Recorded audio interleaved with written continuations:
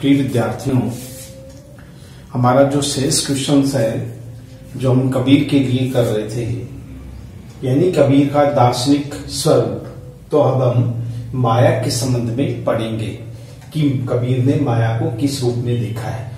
देखिए, कबीर ने माया को कहा है यानी ईश्वर की दासी माना है। परम परमेश्वर उस ब्रह्म की वह दासी है और संसार को ललचाने के लिए उस परमात्मा ने ही इस संसार में उसे छोड़ दिया है, उसे माया का रूप दिया है। ये माया है रूप की आकर्षण, वैभव, कंचन, कामनी, ये सभी माया के ही रूप है।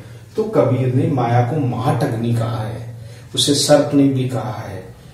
तो कबीर की दृष्टि में वो ये कहते हैं कि माया ने इस संसार को अपने रूप के आकर्षण में जकड़ रखा है और कोई व्यक्ति उसे जितना दूर जाने की कोशिश करता है वो उतना ही उस माया के जाल में फंस जाता है। माया से कभी मुक्त नहीं हो सकता। एक ही सत्य पे मुक्त हुआ जा सकता है, वह ईश्वर या गुरु की कृपा से, क्योंकि ईश्वर अपनी भक्तों के ऊपर कृपा दृष्टि रख करके माया को उससे अलग कर देते हैं। तो दूसरी तरफ गुरु है, अपनी ज्ञान, दिव्य ज्ञान की दृष्टि से सांसारिक व्यक्ति को माया से पृथक कर देते हैं, अलग कर देते हैं। और दोनों ही माया से अलग, लेकिन ये सांसारिक जीव है, ये कभी भी अपने आप को उस माया से मुक्त करने की कोशिश करता है, उतना ही अधिक उलझता जाता है। तो कवि ने माया को बड़ा ही आकर्षक शब्दों में महाठगनी कहा है, उसे सर्पनी कहा है और उसे ललचाने वाली कहा है। ये संसारिक व्यक्ति को अपने रूप के आकर्षण में ये त्रिविध जाल लेकर के सत्य, रज, तम, ये तीन प्रकार के जो गुण हैं उन सभी गुणों को लेकर के वो चलती है, मीठा मीठा बोलती है और व्यक्ति को अपने आकर्षण के जाल में फंसा लेती है। तो माया जो है इस संसार पर किस तरह से कार्य करती है, ये हम अब पढ़ेंगे दर्शन में कबीर की में। तो माया के लिए कबीर ने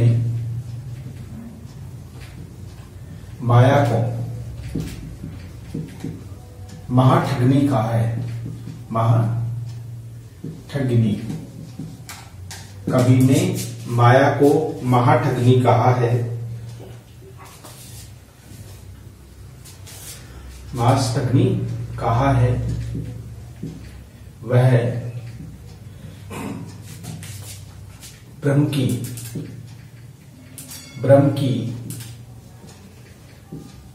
दासी है, यानी परमात्मा की। महाठगनी कहा है वह ब्रह्म की दासी है, यानी परमात्मा की दासी है।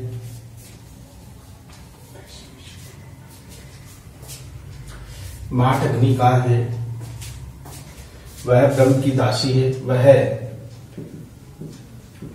रहस्यमयी शक्ति है जो संसार को अपनी अंगुलियों पर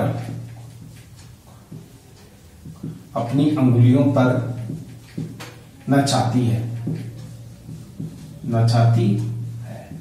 ये महाठगनी है, ब्रह्म की दासी है, रहस्यमयी शक्ति में संसार को ये क्या है, ये संसार को अंगुलियों पर नचाती है।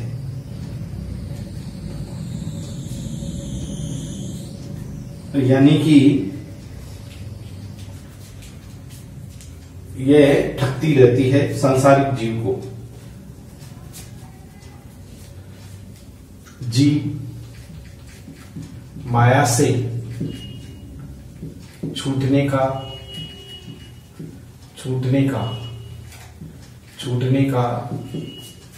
जीव माया से छूटने का जितना प्रयास करता है, जीव माया से छूटने का जितना प्रयास करता है, माया के जाल में उतना ही उलझता जाता है। उलझता जाता है, ये कबीर का मानना है। यानी वो कभी भी माया से मुक्त नहीं होता। कोई लाख कोशिश करे, कोई लाख कोशिश करे, माया से मुक्त नहीं हो सकता। माया से मुक्त नहीं हो सकता, माया से मुक्त नहीं हो सकता। ये कहना है कि माया से वो मुक्त नहीं हो सकता है। माया वह शक्ति है, यानी मुक्त नहीं हो सकता। माया का प्रभाव, माया का प्रभाव जल थल, जल थल गगन सभी स्थानों पर, सभी जगह व्याप्त है, सभी जगह व्याप्त है। माया का प्रभाव चाहे जल हो, थल हो, गगन हो, सभी जगह उस माया का प्रभाव व्याप्त है। वह अनेक आकर्षक रूप धारण करके, आकर्षक रूप धारण करके, धारण करके, आकर्षक रूप धारण करके सांसारिक जीव को ललचाती रहती है, ललचाती रहती है, ललचाती रहती है, यानी लालच देती रहती है, संसार को ललचाती रहती है। योग साधना में, योग साधना में, साधना में विघ्न पैदा करती है, विघ्न पैदा करती है। ये माया के लिए कहा है, योग साधना में विघ्न पैदा करती है। ये बड़ी डायन है। कबीर ने उसे डायन कहा है, कबीर ने उसे डायन, सर्पणी, सर्पिनी आदि नामों से पुकारा है। यानी कबीर ने उसे सर्पनी भी कहा है, डायन भी कहा है, सर्पनी और डायन आदि नामों से पुकारा है। माया के 5 पुत्र हैं, 5 पुत्र माने गए हैं, माने गए हैं। माया के 5 पुत्र माने गए हैं, जिनमें काम, क्रोध, मोह, मद और मत्सर, ये 1 2 3 4 5 मद और मत्सर, मद मत्सर, ये 5 पुत्र माने गए। इसके ये 5 पुत्र है। ये सांसारिक जीवों को कष्ट पहुंचाने का काम करते हैं, काम करते हैं। ये कष्ट पहुंचाने का काम करते हैं। माया का रूप संसार को सबसे अधिक भाता है, सबसे अधिक भाता है। यानी माया का जो रूप है वो संसार को सर्वाधिक भाता है। माया का रूप संसार को सबसे अधिक भाता यानी अच्छा लगता है। तो इसका उदाहरण देख लो, क्या है उदाहरण है। माया मोहिनी, माया मोहिनी, माया मोहिनी जैसी, जैसे मीठी खांड, जैसे मीठी खांड, खांड खाने की होती है, मीठी खांड सतगुरु की कृपा भई, सतगुरु की कृपा भई, कृपा भई, नहीं तो करती भांड, यानी वो अपने उस प्रभाव में हमें ले लेती। माया मोहिनी जैसे मीठी खांड, सतगुरु की कृपा भई नहीं तो करती भांड, अर्थात वो मुझे भी अपने अधीन या मेरे को भी अपने वश में कर लेती। वो तो ईश्वर की या उस परम गुरु की कृपा रही कि उस माया के प्रभाव से मैं बच सका हूं। ये बात कबीर ने कही है। इस प्रकार गुरु की कृपा दृष्टि से ही माया के प्रभाव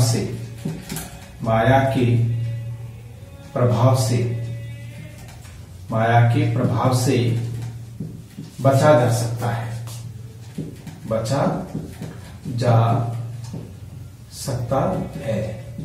ये कबीर ने कहा, गुरु की कृपा दृष्टि से ही माया के प्रभाव से बचा जा सकता है। माया बड़ी मीठी मीठी बोलती है, बड़ी मीठी मीठी बोलती है, माया मीठी मीठी बोलती है, माया मीठी मीठी बोलती है। व्यक्ति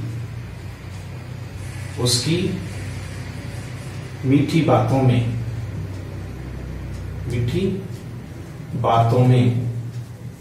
फंस जाता है।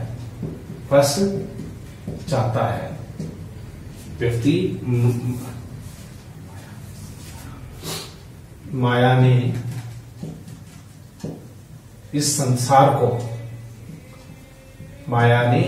संसार को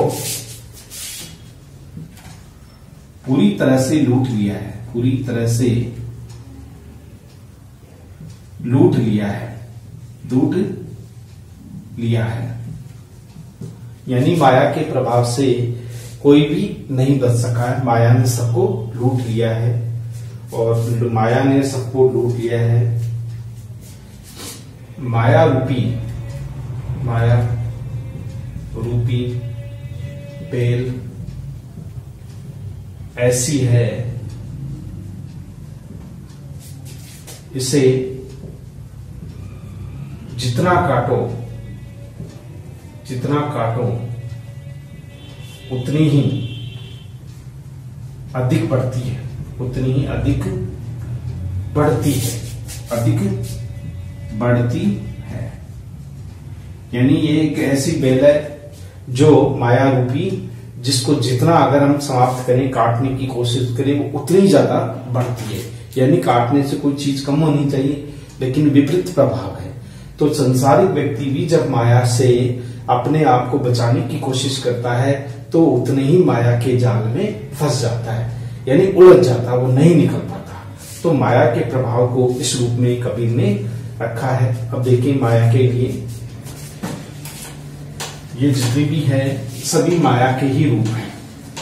माया संसार को अपने आकर्षण जाल में फंसा रखा है, कोई भी माया के उस चुंबल से बच नहीं सका है।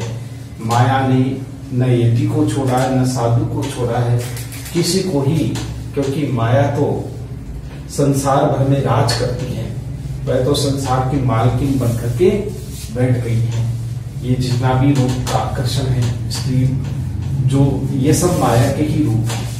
जो वैभव है, जो जिस चीज को हम देखते हैं, सुख का साधन मानते हैं, वे सभी माया के ही रूप हैं। तो इस रूप में कबीर ने किस रूप में उसे देखा है, अब देखिए।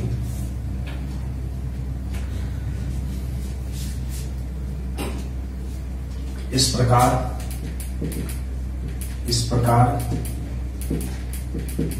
माया का जाल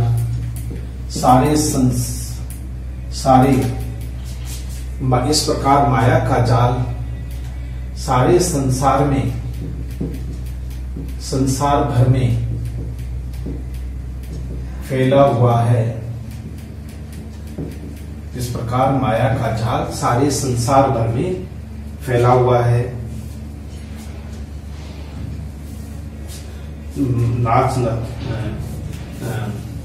सारे संसार भर में फैला हुआ है। वह तो जावासा के रूस के समान, जावासा के रूस यानी रूख होता है, रूस का मतलब रूख या घास, जावासा की घास होती है, रूस के समान है।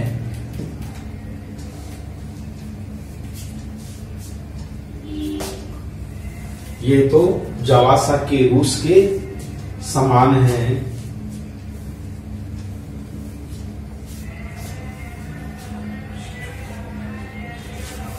के समान है जो सींचो तो कुम्हला जाती है, सींचो तो कुम्हला जाती है। माया के बारे में कुछ भी कहना, माया के बारे में कुछ भी कहना अतिशयोक्ति होगा, अतिशयोक्ति होगा। यानी जो कुछ भी हम बात करेंगे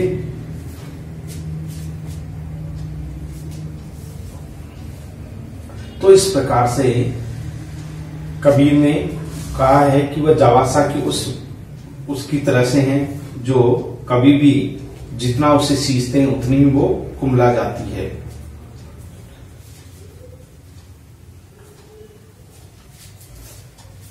अतिशयोक्ति होगा। माया ने किसी को नहीं छोड़ा है, माया ने किसी को नहीं छोड़ा है, माया ने किसी को नहीं छोड़ा है।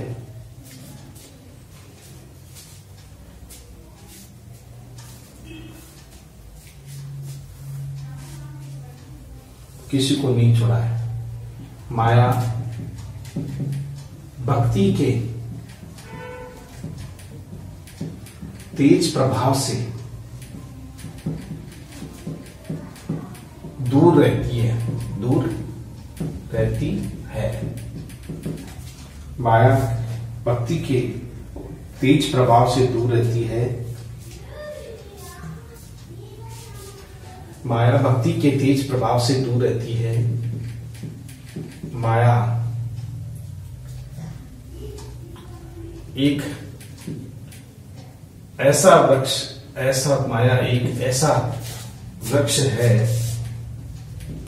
वृक्ष है जो पूरा वृक्ष ही वैशिला है, यानी पूरा वृक्ष ही जहरीला है, जहरीला है। माया से सुख की कामना नहीं की जा सकती, माया से सुख की कामना नहीं की जा सकती। इसका उदाहरण है वो है, क्या कहते हैं, माया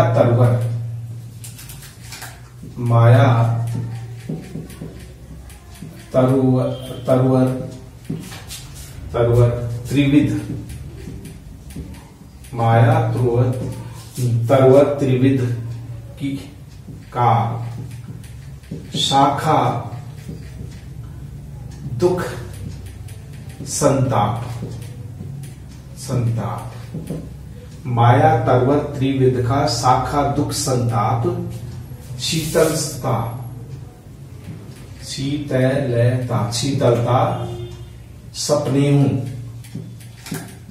सपने हूं नाही, शीतलता सपने हूं नाही। फल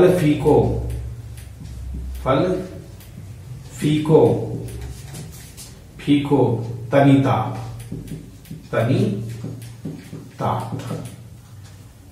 अर्थात इसका जो फल लगता है वो भी फीका है। सपने में भी हम माया के सुख की कामना, माया से सुख की कामना नहीं कर सकते, वह तो दुख की जड़ है, दुख का कारण है। तो त्रिविध ज्ञान सत्व रज तम 3 गुणों से युक्त है। ये त्रिविध का जो जाल है सारे संसार पर फेंक देती है और उसके प्रभाव से कोई नहीं बच पाता है। सब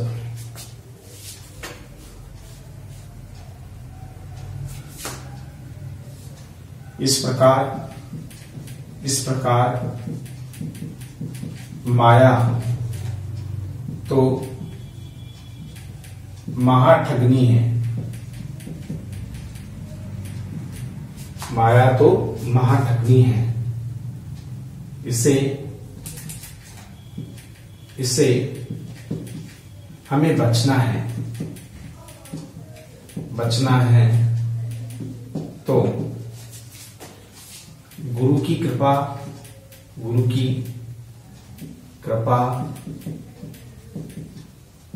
ईश्वर की भक्ति ही माया का जाल काट सकते हैं। इससे बचना है तो गुरु की कृपा और ईश्वर की भक्ति से ही माया का जाल, भक्ति से ही माया का जाल काट सकते हैं। कबीर ने माया के लिए कहा है, क्या कहा है ये देखिए। माया माठगनी हम जानी, माया महा ठगनी हम जानी, हम जानी। त्रिगुण फास लिए फिरे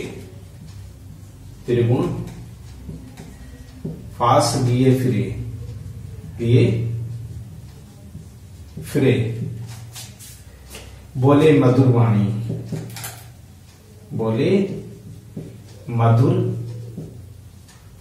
वाणी मीठी बोलती है और मीठी बोल के सांसारिक व्यक्ति को अपनी बातों में लगा लेती है। तो कबीर ने कहा वो फांस लेकर के घूमती है, मीठा बोलती है, मां ठगनी है, तो इसको इसी की बातों में बताओ, इसकी बातों से अपने आप को दूर कर लो। इस प्रकार माया ने संसार को अपने वश में कर रखा है, अपने वश में कर रखा है। माया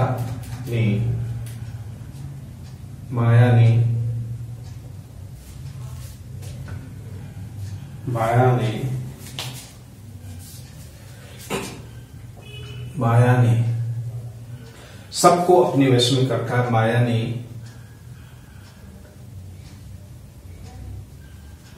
भक्तों के लिए बाधा खड़ी कर दी है, बाधा खड़ी कर दी है। भक्तों के लिए माया ने बाधा यानी रुकावट बन गई है। वो भक्ति नहीं करने देती, भक्ति में विघ्न बन करके खड़ी हो जाती है, भक्ति में वो विघ्न डालने वाली है। तो इस तरह से ये माया का जो प्रभाव है वो हम देख सकते हैं कि माया किस तरह से संसार को अपने जाल में फंसाए रखती है।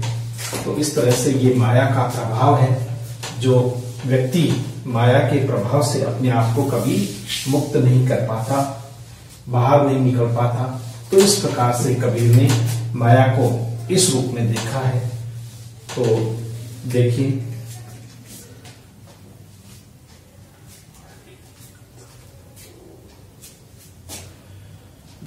कबीर के अनुसार माया के मोह में अंधा व्यक्ति, मोह में अंधा व्यक्ति, माया के मोह में अंधा व्यक्ति माया के मोह में अंधा व्यक्ति, यानी माया के मोह में अंधा व्यक्ति, यानी कि मोह में बन जाता अंधा।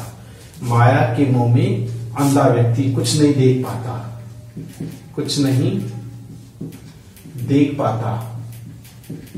पाता, असत्य को ही सत्य मान लेता है,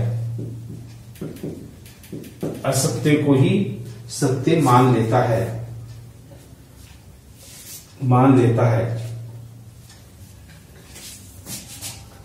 माया के जाल में फंसकर जीव, माया के जाल में फंसकर जीव सांसारिक ही बना रहता है, सांसारिक ही बना रहता है,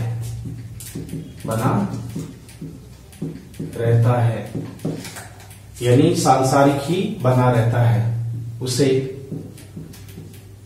कभी माया से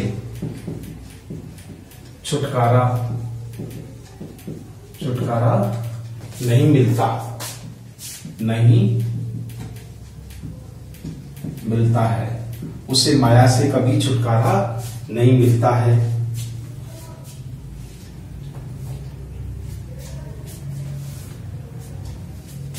माया से सावधान रहने की आवश्यकता है,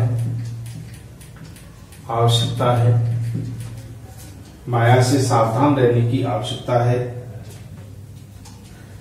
तो माया किस तरह से प्रभाव डालती है?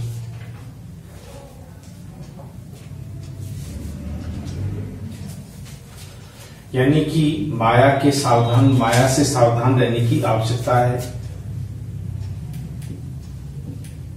ईश्वर की भक्ति ही मुक्ति का मार्ग है। ईश्वर की भक्ति ही मुक्ति का मार्ग है। इस प्रकार माया संबंधी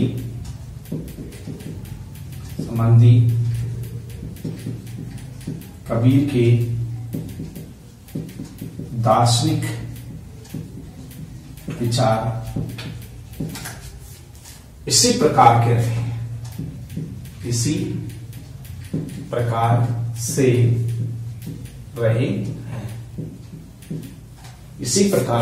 रहे हैं कि माया किस तरह से संसार को अपने जंगल में फंसा लेती है।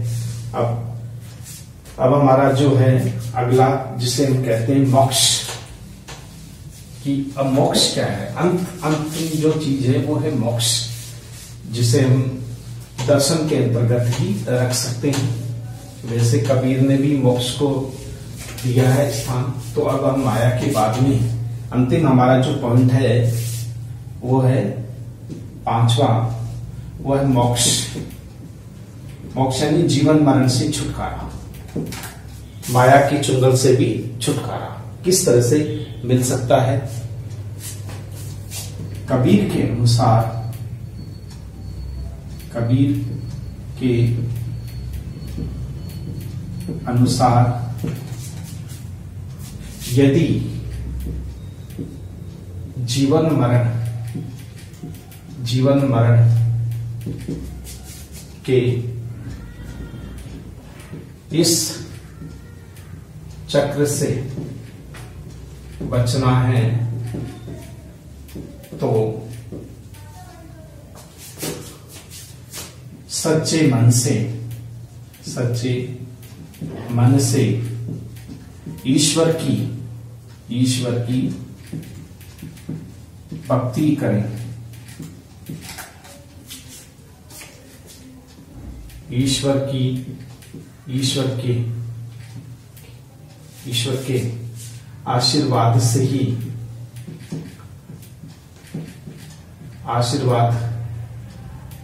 ईश्वर के आशीर्वाद से ही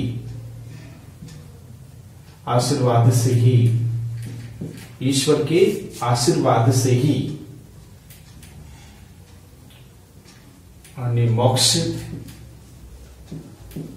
मिल सकता है।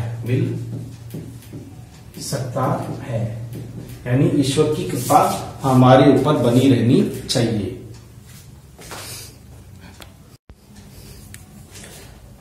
तो ईश्वर के आशीर्वाद से ही मोक्ष मिल सकता है। यानी कि मोक्ष ईश्वर के आशीर्वाद से ही मोक्ष मिल सकता है। कबीर के अनुसार ये संसार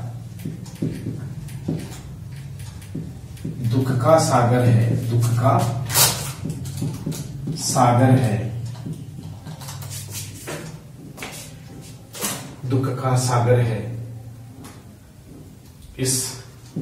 इस दुख से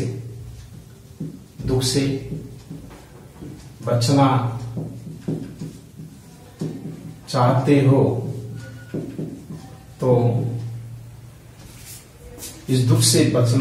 हो तो गुरु की सेवा,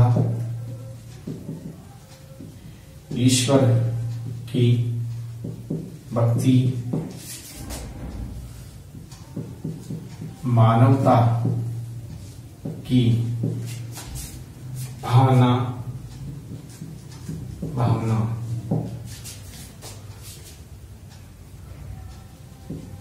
परहित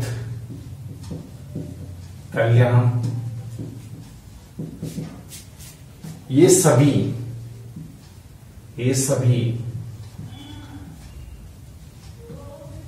मुक्ति का द्वार खोलने वाले, ये सभी मुक्ति का द्वार खोलने वाले हैं।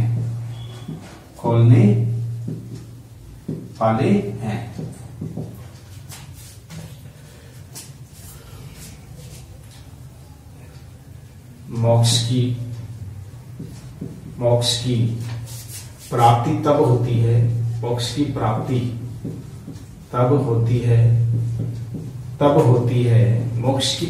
तब होती है जब जीवात्मा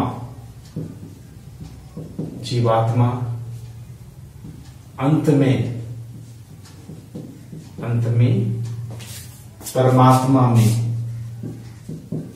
परमात्मा में जाकर विलीन हो जाती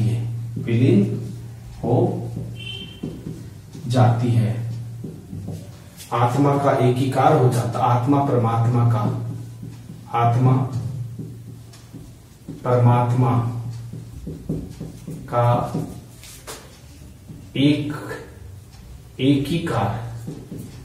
एकीकार हो, यानी दोनों एक हो जाते हैं।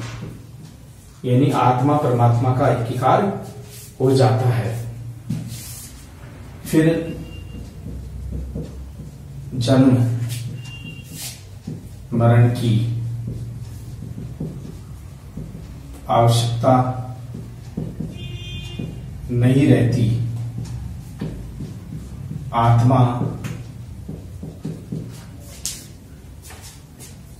परमात्मा के ही निकट रहकर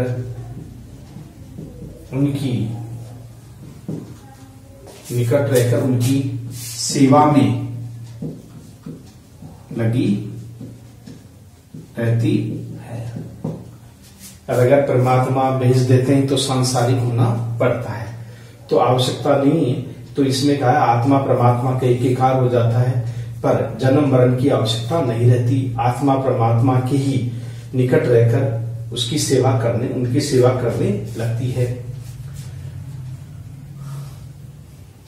मोक्ष प्राप्ति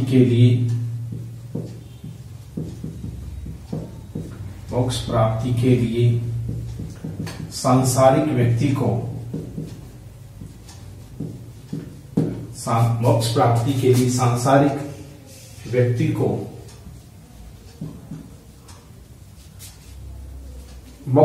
के लिए सांसारिक व्यक्ति को अपना अस्तित्व समाप्त करना पड़ता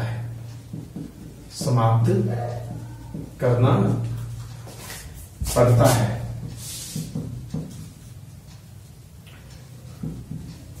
भक्ति ही जीवन का लक्ष्य बन जाती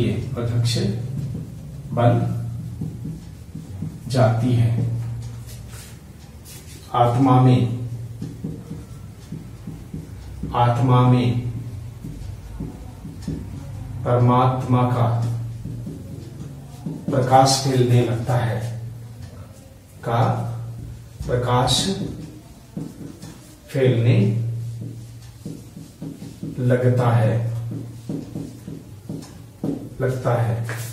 इस प्रकार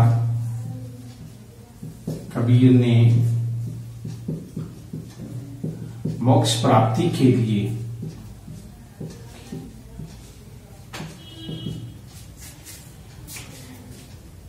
मन की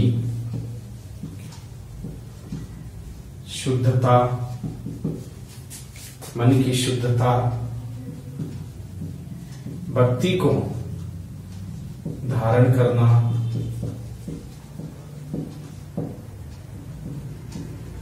गुरु की सेवा से ही मोक्ष प्राप्त किया जा सकता है। यह है, गुरु की कृपा से ही मोक्ष प्राप्त किया जा सकता है। कबीर के अनुसार यदि जीवन मरण के इस चक्र से बचना है तो सच्चे मन से ईश्वर की भक्ति करें। ईश्वर के आशीर्वाद से ही मोक्ष मिल सकता है। कबीर के अनुसार यह संसार दुख का सागर है। इस दुख से बचना चाहते हो तो गुरु की कृपा, ईश्वर की भक्ति और मानवता की भावना, परीत कल्याण, ये सभी मुक्ति के द्वार खोलने वाले हैं। मोक्ष की प्राप्ति तब होती है जब जीवात्मा अंत में परमात्मा में जाकर के विलीन हो जाती है। आत्मा परमात्मा का एकीकार हो जाता है, पर जन्म मरण की आवश्यकता नहीं रहती। तब हो जाता है, तब जन्म मरण की आवश्यकता नहीं रहती। आत्मा परमात्मा के ही निकट रहकर उनकी सेवा में लगी रहती है। मोक्ष प्राप्ति के लिए सांसारिक व्यक्ति को अपना वजूद समाप्त करना पड़ता है। भक्ति ही जीवन का लक्ष्य बन जाती है। आत्मा में परमात्मा का प्रकाश फैलने लगता है। इस प्रकार कबीर ने मोक्ष की प्राप्ति के लिए मन की शुद्धता, भक्ति को धारण करना, गुरु की सेवा से ही मोक्ष प्राप्त किया जा सकता है। ये सभी मोक्ष के। अब आता है हमारा निष्कर्ष।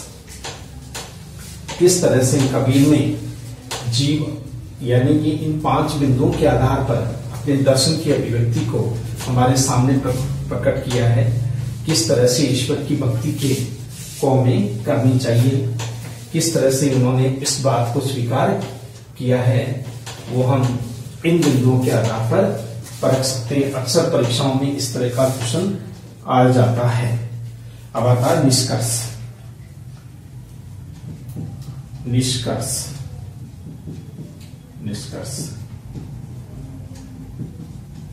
कबीर का दर्शन अद्वैतवाद से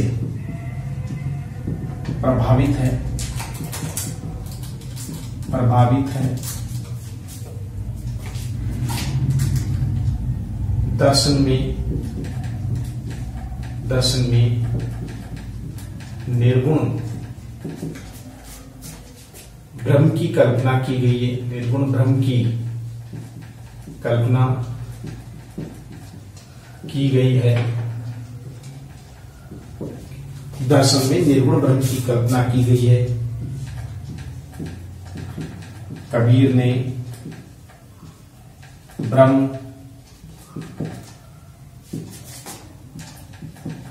जीव, जगत, माया, मोक्ष इन दार्शनिक बिंदुओं पर अपने विचारों को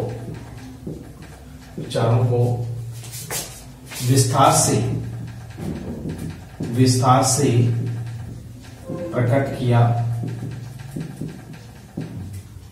है। कबीर रहस्यवादी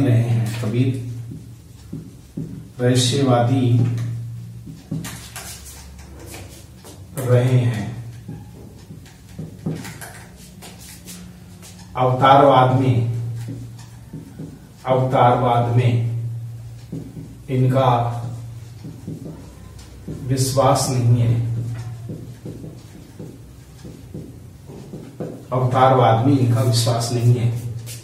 किंतु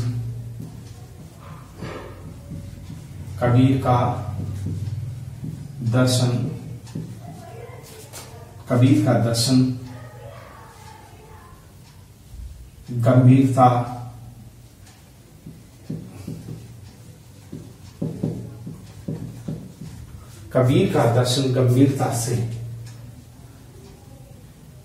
गंभीरता से सभी बातों पर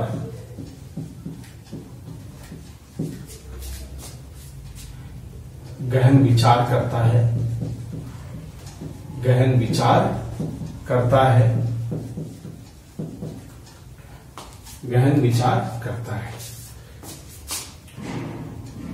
कबीर का दर्शन अन्य मतों के